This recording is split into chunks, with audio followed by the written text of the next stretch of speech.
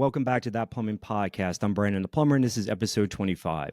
I'm here with Josh this week. Hey, Josh, always good to have you on. Josh is SleepyPlumbr, and he has a lot of YouTube and TikTok stuff. So if you haven't seen him before, go check him out.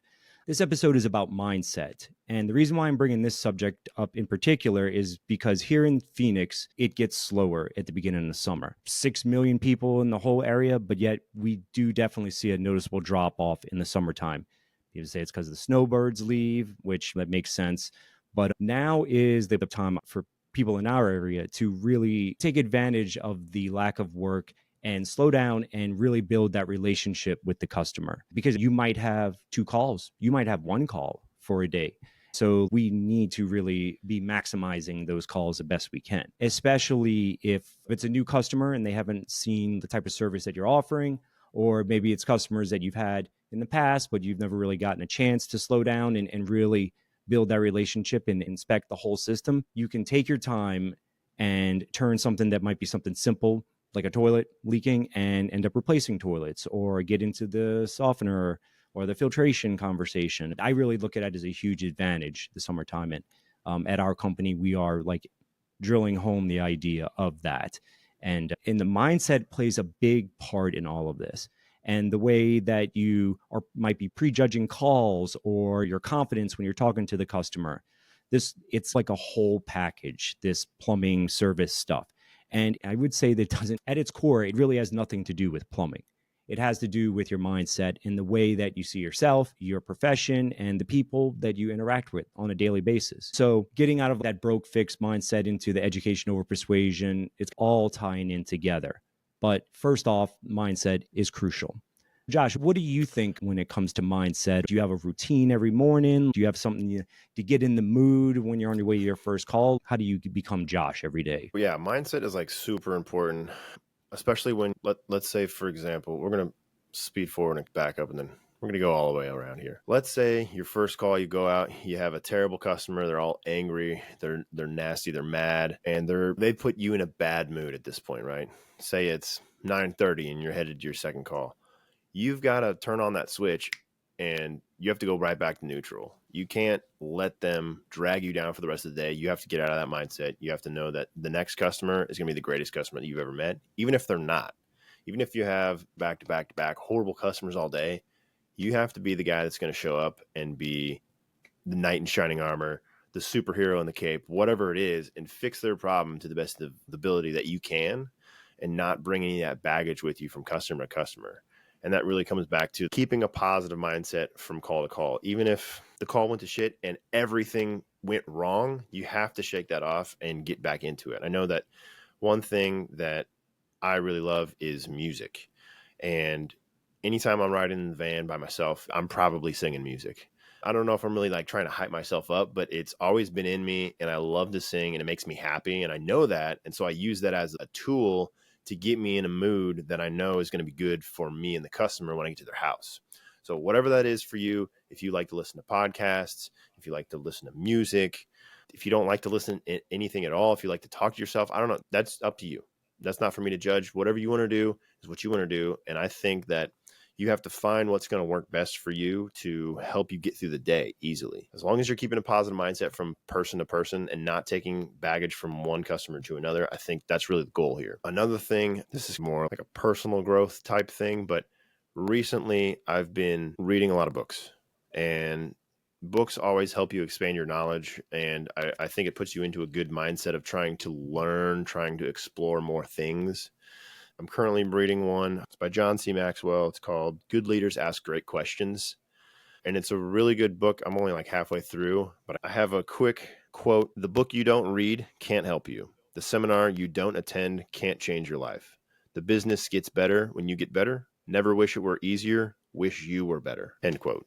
That's really something that stuck with me. I'm like, man, it looks inwardly. Instead of comparing yourselves to others, you just really need to look inward and try and improve yourself, whether it's your mindset, your knowledge base, your attitude, whatever it is. I do think that personal growth is a good way to increase your discipline and having a good mindset. And it's not going to happen overnight either. It's just one of those things that you're going to have to continuously work on. It's a perishable skill that always has to be worked on as well. I agree with all that. Having a morning routine Like Yeah. for me personally, there's like a group of 10 songs that I know can consistently get me in at least a good mood, or at least pull Yeah. me out of a negative mood. And Right. then I can start to rebuild like my mindset. And it really, we're talking about self-help. We're talking about personal growth. We're talking about Yep. all the things, that growth mindset. It all plays into service plumbing in particular, because our job has so much to do with client interaction. And what I found is it's not only the baggage that the customer has, it's the baggage that you carry with yourself, with Yep. your wife, your kids, your uncle, whomever, friends. If your mind is all chaotic and all over the place and you're overthinking and then you're in your van by yourself, there is no way that is not going to affect your interaction with the client. It's just, you might not be aware of it, but it's happening. So I think, like you said, having a routine, I mean, in my Yeah. opinion, it starts the night before when you go to bed at a good time, and which Yeah. I am not great at. So I'm not, this is not coming from a place of preaching, but like you start off the day, you have to go to bed at a good time. And so it's the night before when the process starts.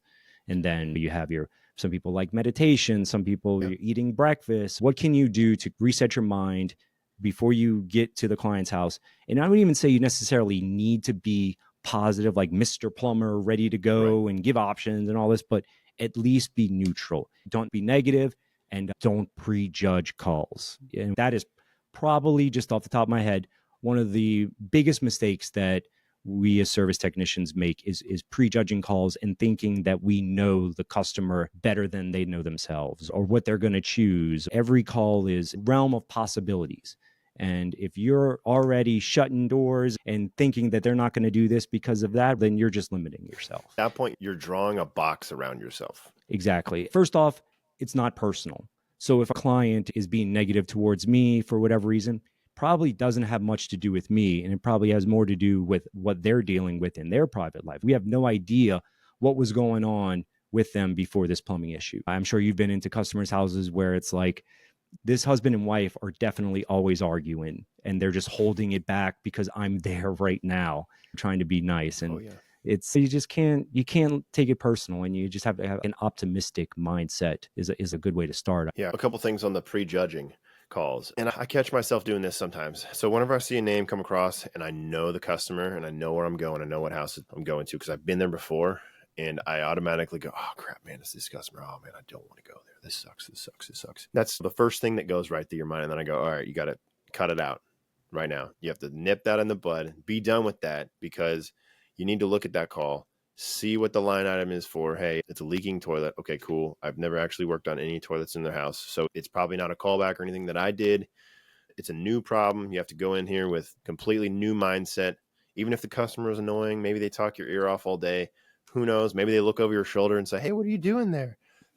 That's fine. Let them do their thing. All right. That's what the customers are going to do. And we can't change that fact. But you got to go into it with, like we said, neutral mindset. Go in there, give them options like you always do, and then they're going to choose the best option that works for them. Another thing, if you've never been to the customer's house, you show up, say it's $25 million house, don't expect that they're going to buy every single thing that you offer them, because most of the time it's actually the exact opposite. You're going to show up into a shanty town, windows boarded up, doors falling in, and the floors are caving down, and they're going to buy a tankless, a softener, a PRV, a faucet, a toilet, and a shower. You can't prejudge any of that before you walk in. One of the things that we strive at my company to do is try and offer financing options to every single customer.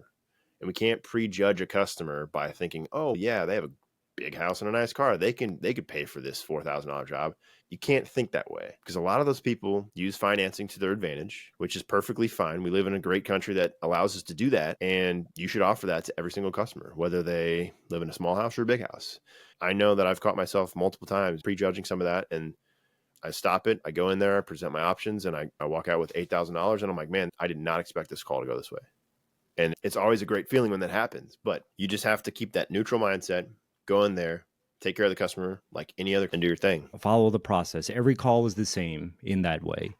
And I guess it's easy to start skipping around and thinking, like, because I do still do this, and I've done it, is I'm such a good salesman. I can just sense that he's not going to go for this. Like, I'm so in tune with human psychology that I just know this is a waste of time to offer him this. And that's delusional. You don't know. Yes, we are profiting because we get a commission and whatnot, but we are there to lay the cards out and let the customer choose and Right. not judge for them, not choose for them, but let them choose. And I guarantee anyone listen to this, if you start being as diligent as you can in offering those options, your customers will surprise you. Absolutely. And like you said, the people with the bigger houses, the not all the time, of course, but sometimes they're the quote cheapest. I Yeah. don't think they understand the value in labor, in like skilled trades, some of them. There's lots of things going on, but I've definitely had more luck with lower income areas, I guess, Say like whatever you want to moderate say, as homes. far as people buying. Moderate homes are Mm, usually like some of my biggest tickets. I live in a 3 bedroom, 2 bath, just like a split level, pretty standard house. I would say on the lower end, cheaper end of houses in my area. That's where I make most of my money is houses like these. Normal middle class America, man. yeah, same thing over here. So prejudging galls is a huge killer to your potential. Touch back on the routine stuff that you were talking about. I know something that works for me, and I'm not going to harp on this too long, but I've done this program. I'm on my third try now, or my third pass, I should say. I've done this twice, but it's a program called 75 Hard. I don't know if you've heard of it. If you haven't, go check out the Real AF podcast. He talks about it. It's awesome. I'm not going to go into it very far, but it is a mental toughness program, and it helps me really get my mind where it needs to be to serve my customer best and for me to be my sharpest on a day to day. So like currently my schedule is I wake up at 4:45 and I go for a walk for 45 minutes outside every morning. Sometimes I listen to podcasts, sometimes I listen to music, sometimes I just listen to the birds chirping in the morning. And I take 45 minutes of myself and I walk around the neighborhood and it feels great. Once I get home, I let the dogs out, make my breakfast, make my lunch, get ready for work. I go to work. And by the time I'm at work, I've already been awake for 2 hours and I'm ready to go. I'm focused. And that has really helped like really kickstart my days. And now by the time we get to about this time of the day, I'm starting to get pretty tired and I'm ready to go to bed by 9 or 10, like an old person like myself. But it really helps get that mindset started and rolling early in the morning. Not saying that you have to get up at 4:45 and do that, but you got to find what works best for you. And I feel like that has really been beneficial for me. What was the program called? 75 Hard. It is like personal growth. Basically, it is promoted as a mental toughness program. The system that you do is you have to work out twice a day. There is a workout portion of it. Work out twice a day, 45 minutes each. One of them has to be outside. They cannot be consecutive. You also have to drink 1 gallon of water per day. You have to take a picture of yourself every day. You have to stick to a meal plan of some sort, whether that is counting macros, keto, whatever have you. Whatever works best for you, do that. Just don't eat any crap food. Drink no alcohol. Read 10 pages of a nonfiction book per day. I believe that's it. A lot. That's a lot of stuff to do, especially if you're not used to doing stuff like that. And you have to do it for 75 days straight. Yeah. It changes your mind, that's for sure. I did it once last year. I did it once over the winter this past year. And then I just started it about a week and a half ago. And I'm probably going to tap out because my knee's really hurting. But we'll make it as far as we can. Knees. Dude, I got old man knees, man. I But know, I'm still going to work on that the mental part of it to still stay sharp there. Whether I can do the physical part of it, that's okay. Physical ailments do come first. Yeah, and it's about discipline, but it starts as it can be something as simple as 5 minutes. Yeah. You can get tremendous amount of relief from 5 minutes of actual meditation. It's not like this big thing. You don't even have to make time for it per se. You can sit in your van for 5 minutes and just try and clear your mind. Motivational videos is one that I've used, and it's really easy, especially if you're getting into it. Change what you're putting into your mind. It's a double-edged sword, but the advantage of driving around and we can listen to whatever we want for a lot of the time, or you can even have an AirPod in while you're working, but changing what you consume. And if you just do a search for motivational videos, you can find endless amounts, different lengths, different sizes, but just start forcing the positive voices and messages into your mind is a great place to start if you're looking for an easy way. It doesn't take much. You're already in the van. You're already listening to stuff. Just switch what it is that you're listening to. Dude, 5 minutes of meditation is very challenging. Even like I've done meditation before, dude, it's hard to like just find a mindset of just like, all right, Just be here and just clear everything. One thing that I've found that has helped me is when I try and meditate, I do a lot of stretching and just focus on the stretch and try and just push the stretch just a little bit more. And then once that happens, then you just push it just a little bit more. And you just focus on that one thing. And it really helps you just be present with what you're doing there. And you're not trying to think about other things, worrying about your family, or you're worrying about work, you're worrying about the cute girl at work or whatever. Don't worry about any of that crap. Just be here for 5 minutes. 5 minutes is not that much of your day. It's 0.03% of your day. 5 minutes can seem like 5 hours for sure for that meditation. For me, the biggest thing that has changed is realizing that my success in my job directly correlates to my ability to connect with the customer. So I've already been able to successfully shift my mindset from money, like I need to get money, to interacting, educating. I personally get pleasure, or I get satisfaction from educating and spreading my knowledge. And that's, I think, how I get it. The money actually comes secondary. But it can be tough, especially if you're having money problems for whatever reason and you're hinging on making that sale. It's not obvious that the correct way would be to do what you can to get your mindset where you need to be. Secure your mask before helping anyone else type situation. That could look like many different things. Like, yes, money is important. We go to work to make money. That's the point of business, is to make money. We get that. We know that money is going to come, but really what should come first is taking care of the customer. And as long as you're doing that at the highest possible level, the money is going to come. That's just the byproduct of doing the best possible job you can. That goes for anything. If you do the best possible job in point A, it's probably going to give you money. That's just eventually what's going to happen. Not to mention all those little body language cues and tonalities that when you're happy come across when you're communicating, that you don't even really recognize it unless you're trying to pay attention to it. So mindset is huge. Motivation, watching videos, walking. You know what? One of the best things that I got for the van is one of those little ovens that you plug in to the lighter, to the port, and instead of a microwaved meal, it actually heats it up, and you can get like a metal tin, and you have it's a really good meal. It's a non-microwaved meal. If that's your thing, then that's one way. Just all these little things that you can do that will stack up. And in the beginning, it's really low-hanging fruit. So it's not going to take much for you to see a lot of results. By no means am I a nutritionist, but whenever I first started out plumbing, I was eating a bunch of crap food and my mood was crap and I was drinking a lot of alcohol. And then I eventually just changed that. And now I eat healthy on a day-to-day. I don't drink as much alcohol. And what do you know? My mood's better. Isn't that strange how that works? No. You put good things in and typically good things come out. You put bad things in, it's a little bit harder for those things to come out, typically. And the drinking especially. Going to work hungover is probably like one of the worst things that you can do. You'll make it. You can make it. But you're going to do way better if you're not hungover. That is easier said than done in some situations for sure. So the prejudging of the calls, that's one thing. Another, as far as like mindset goes, is your confidence.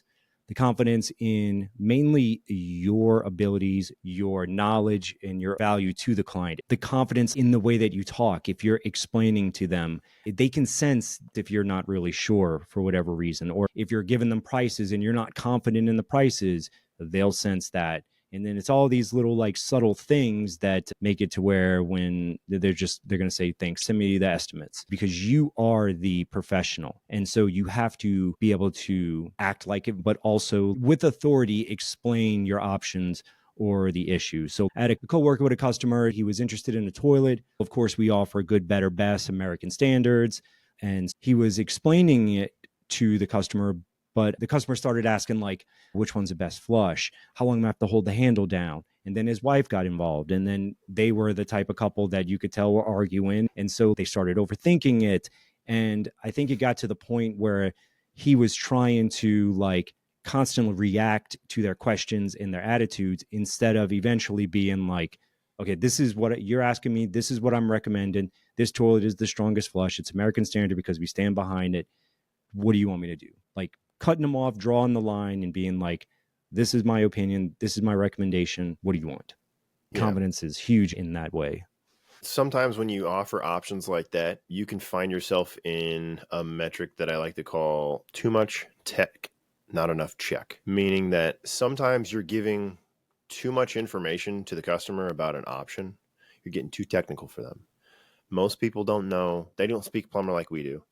And so you got to put it out in layman's terms. Don't give them too much information unless they start asking questions. Obviously, answer the questions however, whatever they ask. But you don't want to give them too much information because a confused mind will say no. I know that when somebody's saying, hey, you should buy this washing machine because it's got 17 different features of washing your clothes. I'm like, dude, I'm just trying to wash my clothes. Like, I'm a guy, all right? Just throw them all in. They come out clean. I put them in the dryer. I would just pick the middle option or whatever. Not overcomplicated. It had gotten to the point where they were into different flush sizes and different throat sizes and all of these things. And I ended up calling him and talking to him about it. And ultimately he was like, I just want a toilet that works. And so I said, if you want a toilet that works, American Standard, Champion Pro, that's the strongest flush in my opinion, unless you get like a pressure assist.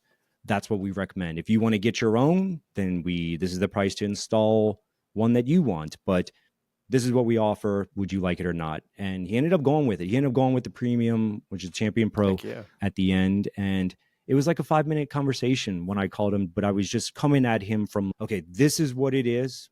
There's no more going back and forth. These are your options. These are why I'm offering them. What do you want to do? And even like when it comes to toilets, keeping it simple, keeping it in layman's terms, and then they can ask more if they want to know the throat size and all that, then we can go down that road. But like for ours, like economy, 2-inch flapper, plastic insides. Mid-grade, 3-inch flapper, metal insides. Premium, 4-inch piston, comes up all as one, water flushes in, strongest flush, metal insides. Price is the same for ADA, price is the same for elongated or round. What do you want? And it can be that simple, and most of the time it is. It's a toilet. That's literally all you got to say. Here's 1, 2, and 3. This, that, what works best for you. Do you get a lot of price objections? Because the other thing when it comes to confidence is I'll have customers question the price.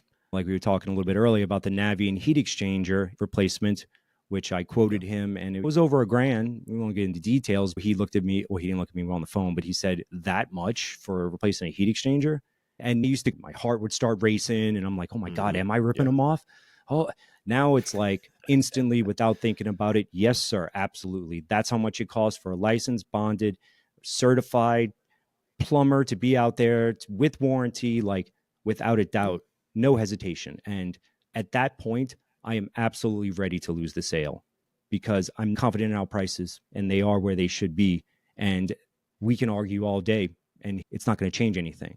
And so when I draw that line and I'm like, okay, yes, this is it. I'm confident in it. What do you want to do? And then if they decide to want to go with somewhere else, that's fine. But I think that's way better than talking down out of fear and discounting the prices so that you can just get the sale. And now it reinforced their idea that you're overcharging. Oh, he can always come off a couple $100, man. So they're all their prices are over. So I can do this on every job, every call. Got to stop that. Yeah, that's every once in a while I get some price objections, and a lot of people are like, "Oh man, that's really expensive." Like even on a cheaper option, and I'm like, "Yeah, I understand. That's the price we have to charge to get the job done today." Man, that's a lot. I think I can't remember how much it was. It was a couple $100, and customer called us for a leaking toilet. It just keeps running. Went in there, I saw it right away. The Mansfield flapper was all depleted. I guess the customer had replaced the fill valve and the tank handle like a year prior, but he didn't replace that flapper seal. And so that flapper seal was original. It was like 20 years old. So, yeah, we just need a flapper seal. Other than that, I can give you an option for a toilet if you're interested. He's like, no, I don't think we need a toilet today. We'll just go with the flapper seal. I was like, all right, cool. It's going to be this price. And he's like, okay, cool. Signed it. I'm done in, 5 minutes. Probably I bring my tool bag in. I get the part, turn the water off, flush it down, put it on. I'm out. And I'm like, would you believe me if I'm done? He was like, oh, that wasn't worth all that money. And I'm like, pay me for my experience, not my time, is the way I see it. Like we've said before, plumbing isn't hard. It's just hard to be good at plumbing. It just takes time. And when it comes to stuff like that, or like flappers, if we're going out for just a flapper, it is really expensive to come out and just do a flapper. It is. We're not in the business to go around making money on flappers. That's not our model. Let's find something else. Let's see what else is going on. Please give me an excuse to give you that flapper for free. Water heater, ROs, just anything, please. Value stack. Exactly. Huge thing. And now, as far as it being slower, the owners gave us permission to value stack to the limit. Like we're going to, my goal is to figure out a way to make that premium option so attractive that you would feel stupid not going with it after I leave. Yep. That's what we can do in the summer when it's a little bit slower. So great opportunities with someone like mindset thing. You think that it's slower, this is bad, or this is actually good because now I can slow down, maximize, and value stack and really do better, possibly do better Right. than when it's busier, working less, Yep. not having to run around place to place and constantly chasing calls. You were talking about, this is the price that it costs to have a license and bond plumber, and having a license costs money. Earlier on, whenever I was first starting off, I was about 25, 26, and I looked a little bit younger in the face. And a lot of customers would be like, dude, are you even old enough to really know what you're doing? I know we had that conversation a little bit with Mac. You'd have to prove your way to the customer to let them know that, yeah, you do know what you're doing. And it was challenging at first because all I had was my apprentice card. And so I couldn't like whip it out and be like, yeah, I'm an apprentice. Because then they'd be like, yeah, you don't know anything.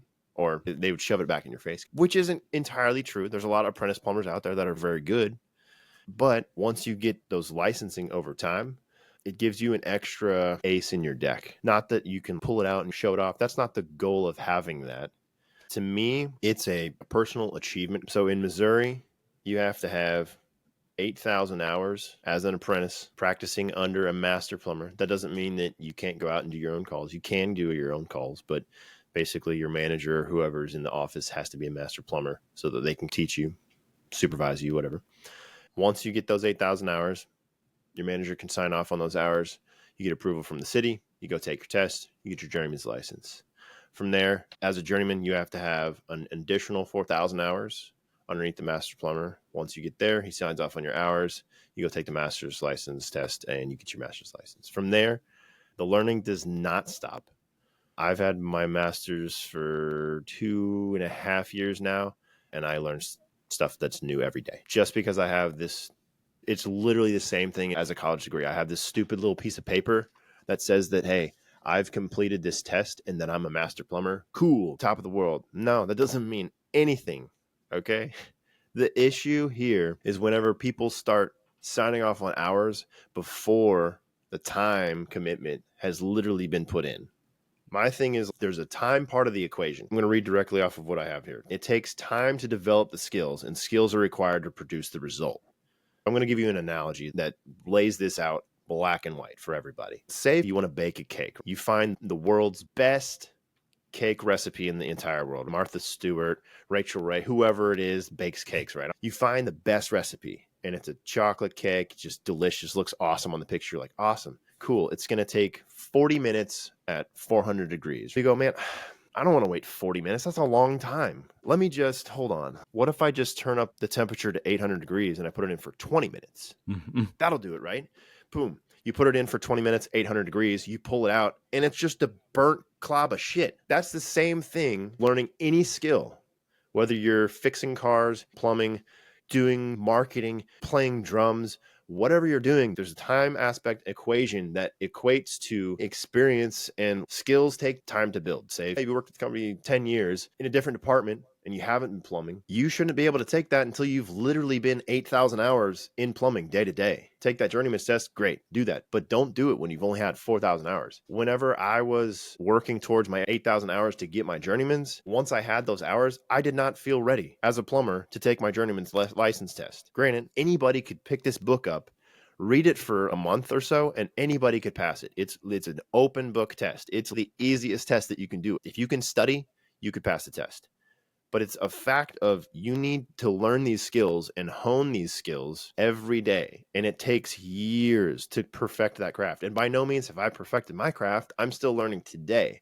That's the biggest thing, is you can't discredit a license if you're just trying to skip and get that card. Put in the time, put in the work, do it the hard way, do it the right way, and make sure that you get your licensing the correct way. If I go up against another plumber that hasn't done his hours but has the licensing, I'm probably going to beat you just because I've seen more at that point. I don't mean that as like a cockiness thing. I just mean that as a simple fact. It's like a pretty law much of the physics. longer you've been, it's a law of physics. The longer that you do something, the more that you have seen and the more that your skill has been honed. A black belt of 5 years is not as good as a black belt of 20 years. You're only cheating yourself, really. You're only cheating yourself. Word on the street here in Phoenix is they don't even check. Having a license, being bonded, insured, that stuff comes with a price. And giving the best possible service, that all comes with a price. And what do you expect? Do you want good people in your home or not? No, And you're just talking about the technical side. You're not even getting into the practice and repetition for the service side. So same thing. There's always opportunity to learn and grow in this field if you're looking for it. Learn every day if you can. So now we're going to talk about mindset as it comes to service and broke fix mentality. You touched on earlier, customer, toilet's not working. He knows it's a flapper. He's had problems in the past. He's always just replaced the flapper. Yeah, it's a little expensive for a flapper. It is what it is. So that mindset of repair versus replace really comes down to your ability to articulate the situation completely to the client. Toilet is a great example because a lot of people think that if they get a weak flush, then we'll replace the fill valve or replace the flapper or we'll do something like that. A lot of people don't know that there's actually the date is stamped in the tank of the toilet. And that is a huge piece of information that you can use with the customer, especially like when you roll up, you're checking the history. You're checking to see if they've had a lot of problems with toilets. I had a client who literally had 4 or 5 different instances on toilets in their place. This is before we started implementing options and whatnot. So I go out there one time and I looked at it and I talked to him about it and I said, hey, the toilet is 30 years old because it was original. Instead of doing this and replacing this and still having a weak flush, we could replace it if you want. And if you want to replace all of them, we could even work out a deal and we can bundle it. And they ended up going with, I think, 4 new toilets just because I utilized the information and the facts. I didn't trick them and make them want to buy the premium toilets. Like I just presented the facts and that's what they chose. Currently, City of Columbia has a toilet rebate program going on, and they will give you up to $75 per toilet, up to 2 toilets in your home, if you replace them with something that's 1.28 gallon, which is pretty much anything nowadays. So anything after or anything before 2008-ish, I think, was like a 1.6 or larger is before. And so anything after that, I typically won't offer them the rebate, but I do talk about toilet options. Say your toilet is possibly almost coming up on 15 years. Have you ever thought about a new toilet? The one question that I always use is, do you like your toilet? And that really takes a bunch of people back and they go, I never really thought of it that way. Or you'll get a lot of people laughing typically. But it's a true question. You're looking for that answer. If they don't like it, we can always get you something that's either better, or if you're looking for something that's taller, if you're looking for a different color toilet, who knows? You're looking for a more powerful toilet. Situations that are going to be different with each customer. But I know that one thing, I'm going to quote from Dustin. He's one of my coworkers from this past week. He said, when he goes into a call, he tries not to do any prejudging. He said, quote, I let the call talk to me. And I was like, dude, that's good. Because he walks in very neutral. He lets the customer tell him what's going on. He's okay, cool. Let's go take a look. He just very calmly looks at the problem. He's like, all right, yeah, we're going to give you a couple options. Dude, Dustin's killing it. Every week, I'm always like, dude, how did you sell 4 toilets and a tankless and a softener and another water heater and another water heater? He's like, I don't know, just gave him options. And they're like, I let the call talk to me. I was like, dude, you're out here killing it. I need to be taking notes from you. I wish I got to ride with him more often. I think Chris Fresh says this, let the plumbing lead to the plumbing. Same thing, but you said not prejudging the calls and helping the customer figure out what they want. If no one's ever offered them a toilet, then they're not going to choose it. 1958 and 1959 Kohler Wellsworths. There are hundreds of them around here still. And we keep rebuilding them and they keep flushing so well. They're like a 3.5 gallon flush. It's ridiculous, but dude, they work, and I can't fault them. They're some of the best toilets I've ever seen. You just keep rebuilding them; they keep working. They definitely don't make them like that no more. Now Kohler just purposely makes them as complicated and unnecessary as possible. Little strange boot adapters. They definitely went the other way. Freaking Kohlers. They got to make their money, man. They got to make their money somehow. I guess, yeah. They didn't have to hire all these damn engineers to overcomplicate it. Right. They could save some money there. That's a suggestion. True. Whenever we bought our house about 5 years ago, my wife wanted to paint all the bathrooms. And so I was like, oh, yeah, I'll pull the toilet so you can paint behind the toilets. Get behind. She's like, what do you mean pull the toilets? I was like, yeah, I'm going to pull the toilet so you can paint behind the wall. But I was like, here's the deal though. We're getting all new toilets and we're getting ADA height. I'm 6'2", and dude, that just makes sense to me because I'm super tall and sitting down on a 14-inch toilet is not very comfortable for me. So we finally got ADA height toilets. She loves them now, which is best. You never know what reasons you're going to replace. I replace them because I wanted taller toilets. I'm a tall guy. It might seem like an expensive thing, but it's nice when you're on a new toilet and it's flushing and it's clean and it's we spend a lot of time on there browsing TikTok. Yeah. That's definitely something that we can look out for is toilet replacements. Another thing that might be an opportunity that we don't normally think about is when it comes to water filtration. In particular, first off, the client recognizing what it is that they want in the water filtration, because you have conditioners, you have softeners, you have saltless options. In particular, I had one client who had a softener, and it was relatively new. It was within the past 5 years it was installed. And I started talking to him, and he didn't realize that the softener didn't do anything for the chlorine in the water, that it strictly removed the calcium. And he was like, oh, yeah, my wife's skin's dry or whatever. And it turns out that whoever sold it to him didn't take the time to explain to him the different options. And they also didn't take the time to ask him what he wanted. In the end, after everything was said and done, he ended up buying an extra regenerative carbon to put in line with the softener because he wanted to take care of the chlorine. It's asking these questions. If a client has an RO, then a carbon is not going to be as crucial because his drinking water situation is handled by the RO. Some customers don't want to deal with the salt. Some customers hate the way it feels. Some people don't. So asking these clarifying questions, even if they already have a softener, even if they already have filtration, it could be something there that's an opportunity to add a carbon. Or I have a lot of customers that are into the one-to-one ROs, the high efficiency ones, especially here in the desert in Phoenix. And it's a few $100 difference. I've had a client say, absolutely, one-to-one. Yeah, that's important to me. To that one in particular, being efficient and being green was more important than the price. So they were willing to pay for the high efficiency one. Finding out the deeper needs of the client help open up opportunities. Something I use is questioning and interviewing your customer about if they've ever talked about water quality. If they have, that's great. Maybe give them a refresher on what you can offer to them. Ask them, hey, does your water taste okay? Does it smell okay? If it does, okay, cool. That's great. We don't have to deal with that. If it doesn't, we do have solutions that could provide you options like carbon filters. We'll take out the chlorine, make it taste and smell better. I'll take out a lot of minerals and stuff that I can't pronounce the names to. And then you ask them, do you see a lot of white spots on your dishes? Do you see a lot of white gunky stuff on your faucets, on your like your shower head, stuff like that? Water softener.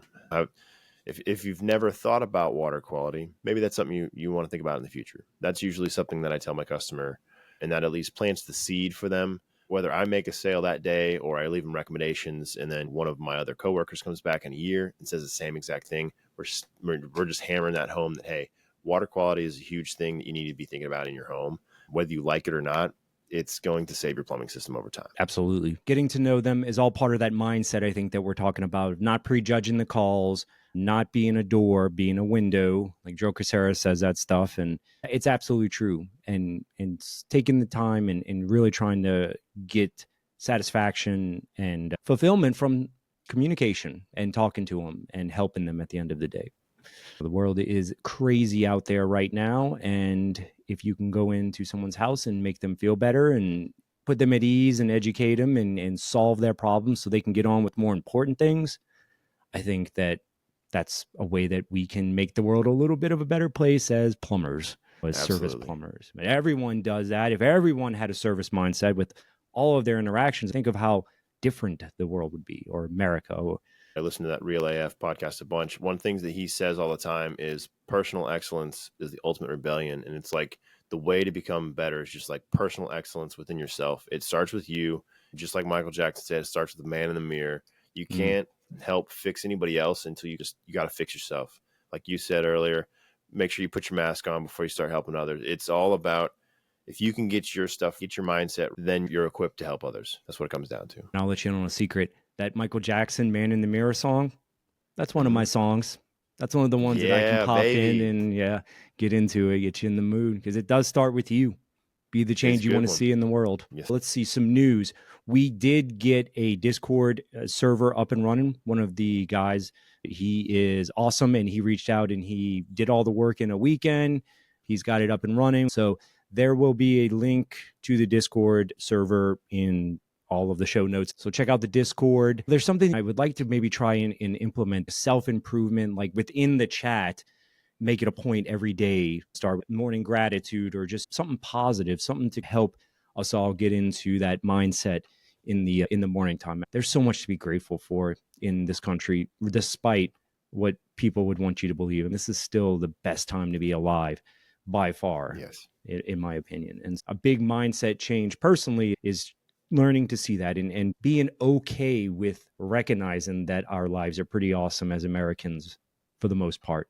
Not everyone's like that. I Absolutely. get it, but I choose to see the good because there's a lot of it out Yeah. there. Josh, yeah, your email and your contact for people that want to see your content is really getting good on the TikTok. It's getting very creative and funny. I'm enjoying it much.